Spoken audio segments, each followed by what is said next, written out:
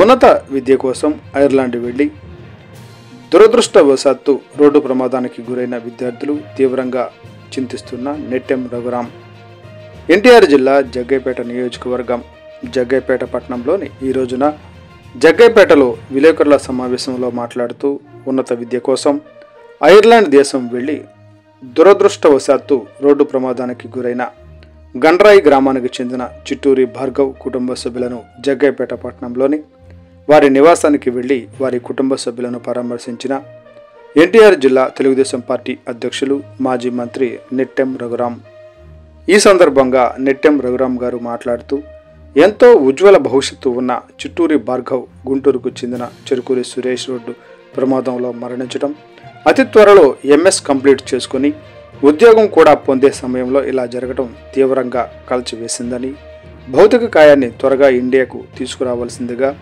నిన్న సాయంత్రం నారా లోకేష్ను కోరడం ఆయన వెంటనే స్పందించి భారత రాయబార కార్యాలయాన్ని సంప్రదించి కావలసిన ఏర్పాట్లు చేయడం జరిగిందని, ఈరోజు ఉదయం కూడా మరోసారి లోకేష్తో మాట్లాడి ఫాలో అప్ చేయడం జరిగిందని, భౌతిక కాయాలను వెంటనే వారి కుటుంబ సభ్యులకు అప్పగించవలసిందిగా కోరడం జరిగిందని, ఇలాంటి కష్ట సమయంలో కుటుంబ సభ్యులు ధైర్యంగా ఉండాలని, ఈ కష్టాన్ని అధిగమించే శక్తి ఆ భగవంతుడు ఇవ్వాలని కోరుకున్నారు.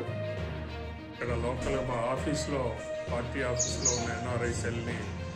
ఆయన ఆదేశించటం, అక్కడ అలాగే వాళ్ళు మళ్ళీ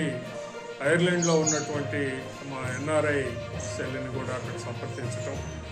అలాగనే అఫీషియల్గా కూడా లోకేష్ గారు ఐర్లాండ్ ఎంబసీని, మన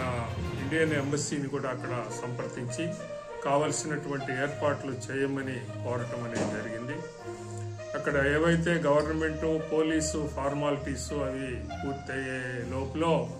అక్కడ ఉన్నటువంటి ఎన్ఆర్ఐ సెల్ వాళ్ళు కూడా ఫండ్స్ అది రైజ్ చేయడం జరుగుతూ ఉంది. ఇక డెడ్ బాడీని ఇక్కడికి తీసుకొని రావటం కోసం, అలాగే అవసరం మేరకు ప్రభుత్వం కూడా దీని పట్ల అవసరాన్ని బట్టి దాన్ని మరి చేయటానికి కూడా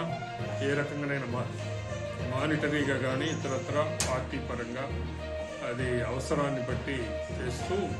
ఆ బాడీల్ని త్వరగా ఇక్కడికి తీసుకుని వచ్చేటటువంటి ఏర్పాటు చేయడం జరుగుతుంది.